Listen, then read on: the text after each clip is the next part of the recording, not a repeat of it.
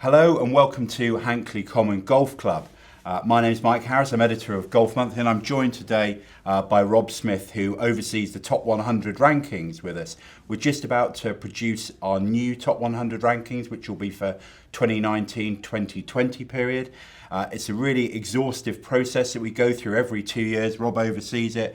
We have a big panel of readers who go out and play golf courses to supplement Golf Monthly staff getting around and playing all of the current top 100, plus around 50 contenders which we think have got a genuine chance of making it into the top 100. Competition's always tight to get in, and a lot of people often ask us, well, how do you come up with this? Is it just courses with a nice view, or courses that have hosted the Open, or perhaps courses you've made a couple of birdies at? Well, actually, there's a really tight criteria process that we've developed over the years. We're always looking to hone it, and Rob's going to talk us through really what that criteria is, so you get a better understanding of how we bring the top 100 together. It is, of course, a subjective process, even though we've got, say, 40, 50 people contributing their ideas, and we try and benchmark all those assessments that we get back. You do have to come up with a criteria for which our assessors go out and look at golf courses, whether it's a lovely inland course like Hankley or a links golf course like a Turnberry. So, Rob, tell us about the different criteria we have. Well, they have evolved over the last 12 years or so, Mike. When we took over running this kind of process, it was fairly ill-conceived, and we hadn't really honed in on what was important. Over the last 12 years, I think we've done a good job, and in fact, in the last 3 or 4 iterations of the process, the criteria stayed fairly rigid. And they are sort of divided down into 5 distinct sets, if you like, the most important of which is the design and test of the golf course itself. So does it test every club in the bag? Do you have a variety of holes? Are the hazards and so on all in the right place? So you've got something of everything, so that it's a complete course, not just boom, a driver at every hole, or lots of fiddly little par threes or whatever. We want variety and testing everything in your golf game. Sure, and does that matter whether a golf course is, one of these sort of long courses that can stretch to over 7,000 yards, or something like a lot of traditional inland courses that are nearer 6,000 yards? Does length come into it at all, or just as long as there's variety within that? I think there was an over interest in length at sort of 10 or 12 years ago. I think that's declining now, and you'll even see that in the professional game now. They're looking to see how can we sort of manage the incredible distances that technology, balls and clubs and so on will give us now. Yeah. So I think we take that less into account now. I think that we are also looking for courses that our readers, our average golfers, club golfers will enjoy playing. You don't want to get beaten up where you can't actually even reach the fairways. That's very true. I think one of the things to really hammer home really is that our rankings are produced by club golfers like yourself. We're all, club golfers with a handicap. We've got a few people on the panel with very low single figure handicaps, right up to 18 as well. So we're looking to make the rankings, say, by golfers, for golfers. We're not trying to canvass the opinion of tour pros or elite amateurs or course architects. This is very much a golfer's ranking, and I think that feeds into the criteria, doesn't it, Rob? It's what's, the design should be able to be appreciated by a club golfer. You don't need to be a golf course connoisseur or expert to be able to enjoy a good golf course, do you? Well, I think that's a very good point, Mike. I think a few years ago, for example, say at Wentworth, they would set the course up so superbly for the PGA or the World Match Play. But unfortunately, probably those 2 weeks of the year were the weeks that it was really worth playing. The rest of the year, there was a lot of preparation going on and so on. We want golf courses that everyone will enjoy throughout the year, really. Sure. So moving a little further onto the next sort of criteria as well, having got yourself a good golf course in terms of design and test, how is it presented and how is it kept? Okay. Have you got consistency of cut? Have you got good sand consistency in the various bunkers and so on? Is it nicely routed between the holes and so on? And is the flow of the whole place set up properly? And is it actually overall a lovely place to be? Yeah, and that doesn't, because I think the interesting thing about golf course condition, we're not saying that it has to be absolutely pristine, that tees need to be in as good a condition as greens. It's got to be appropriate for the type of golf course. So for a links golf course or for a heathland golf course, that you want it to feel natural, don't you? You don't want to feel over manicured. Absolutely, natural is a very important thing, I think, and of course you also have to take the conditions into account. This summer we've had an incredible drought, and even some of the very, very best courses have really suffered with their fairways. We've got bare patches all over the place, including up here. They are coming back, but they're coming back slowly in places, and surprisingly so. But they'll all be fine in the new year. But we take that into account when we're going around as well, because you can't defy the conditions that are sent to you. So, as I say, conditioning is important. And so that, along with the designer test, count for well over half the marks that we afford to each club. So that's interesting, as I say, they're big weighting towards, as you say, the quality of test and the design, and then the condition, the presentation, because ultimately that's what it's about. You don't spend £100 plus or £200 plus in some cases to go out for a day, unless you're going to go and play, a great golf course. So those are I guess, the two most important things. Where do we go from there, Rob? What's the third criteria? Well, this kind of, strange enough, personally, this is becoming more of an important one for me. It's the visual appeal. And it's the appeal of the hole itself. How good does it look? And you've got 18 goes at that. Then you've got the visual appeal of the surroundings as well. What is it like around the course? Over the years, we have got some sublime championship courses which aren't in the prettiest places.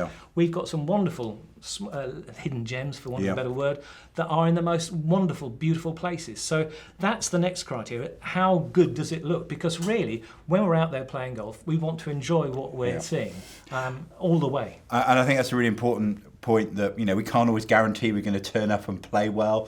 We might have built up the anticipation, saved money to go and play one of the top courses, and you play badly. So I think that the visual delights that are out there, and of course there's a difference, Rob, isn't there, between the sort of inner beauty of a golf course and all the external views as well. You think of someone like a Turnberry that encapsulates perhaps both. The individual holes are very scenic, but of course you stand back on a tee, almost turn your back on the golf course, and you've got this amazing vista over to Arran. You see Ailsa, Craig, and of course that's the same at a lot of links courses, inland courses. We're at Hankley today, big expansive views. But what about a golf course that perhaps doesn't have those sort of big external views, if you like, or stimulation?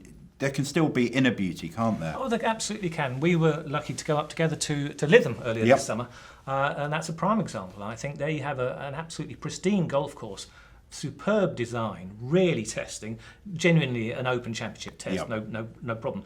But how does it look as you look around it?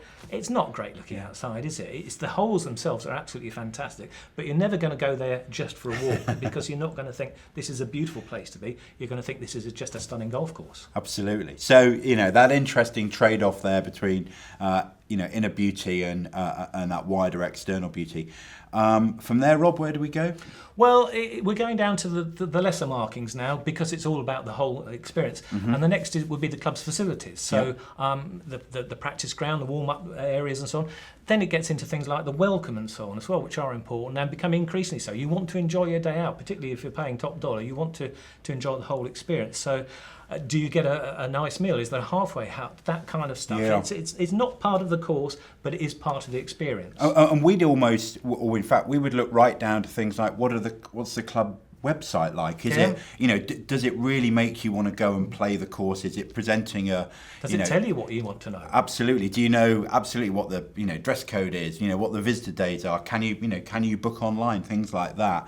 That I think experience, or the experience side of things, as you say, is probably where you can see clubs are investing in having great staff there that make it a really special day for you as a visitor. Are you made to feel welcome as a visitor? I must say, I don't think any of us on the senior panel, you, me, or our colleague Jez Elwood, are fans of car parks that you go into and it's members over here, visitors over here, or separate locker rooms for members and visitors. It's nice to feel like a member for the day if you say you've paid top dollar.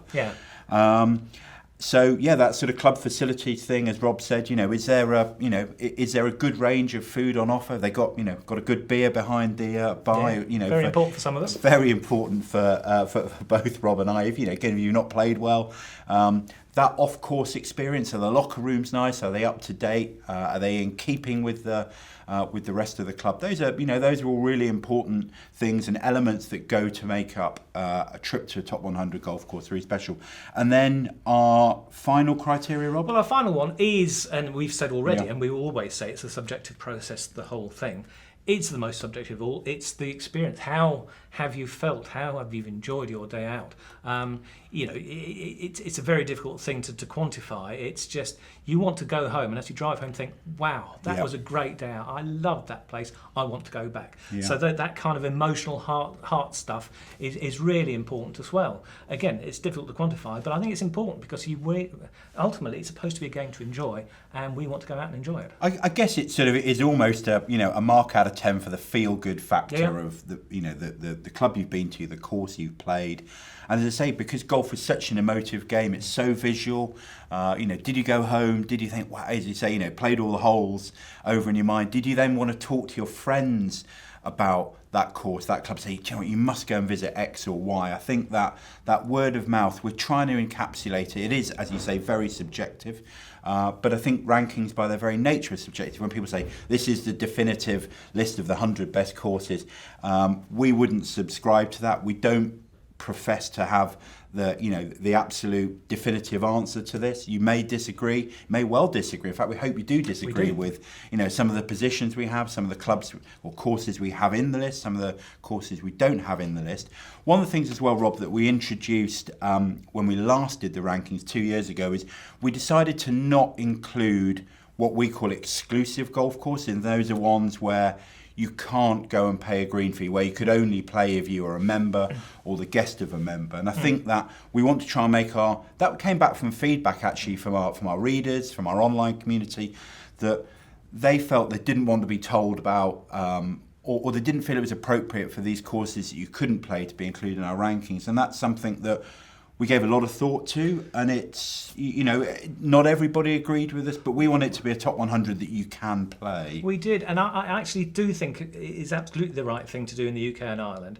If you went to the States, you'd struggle because so many are very private, and they do produce their lists, accessible golf courses or whatever it is.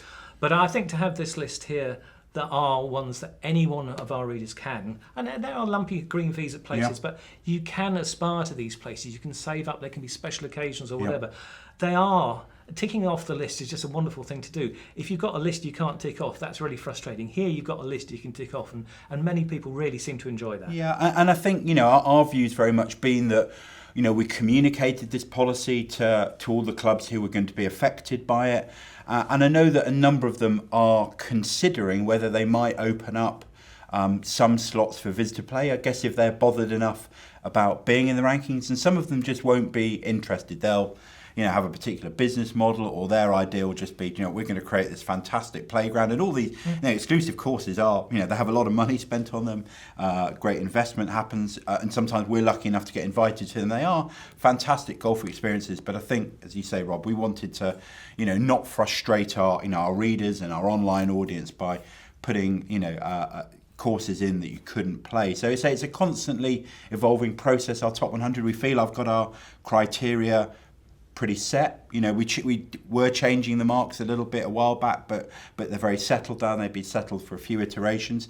But we're always interested to hear what your thoughts are, and also how you can go about ranking a golf course. If you're interested by this process, look at the criteria. It's on the Golf Monthly website, and go out and perhaps take some notes.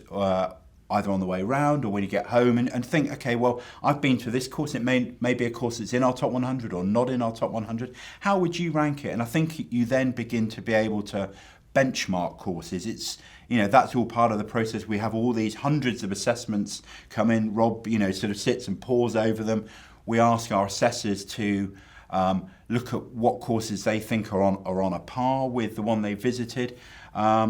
And it's just a really interesting, if you're into your golf courses and you can get, super into it like we are, to go through that marking process is a fascinating thing. And, we'd say to you, if you're interested in this, and if you're watching the video, we reckon you will be interested in it, go away and mark the next course you go to, mark your own home course, and then look at the areas where it excels in, or perhaps where it comes up a little bit short, and you'll then get that sort of understanding of the process that we go through on a 2-year period, working up to every time we publish the rankings. If you like this video, post a comment below, give us a thumbs up, subscribe to the channel if you're watching on YouTube. Post some questions about the top 100. We'll be looking to do another video down the line where we answer your questions about our top 100. But for now, from me, Mike Harris, from you, Rob Smith, from Hankley Common, it's goodbye.